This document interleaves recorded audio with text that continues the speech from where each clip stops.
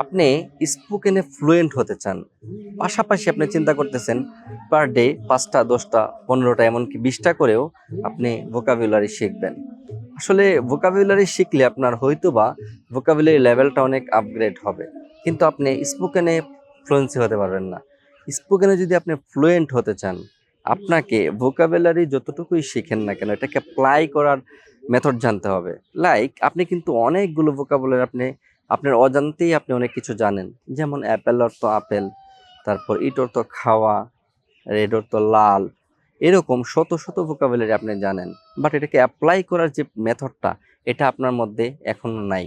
So আপনি যদি বেশি পরিমাণ ভোকাবুলারি শেখার চাইতে অল্প পরিমাণ শিখেন বাট এটাকে অ্যাপ্লাই করে শিখেন, তাহলে এটা আপনার অনেক অনেক বেশি কাজে দেবে। যেমন লার্ন অর্থ শেখা, আপনি যদি বলেন আই হ্যাভ লার্নড ইংলিশ, আমি ইংলিশ শিখেছি, তাহলে লার্ন শব্দটা আপনি শিখলেন, শুধু লার্ন মানে শেখা, বাট এটাকে কিভাবে অ্যাপ্লাই করতে হয়, যেমন হি লার্নস ইংলিশ, লার্নের পরিবর্তে আবার লার্নস নিয়ে আসতে হয়।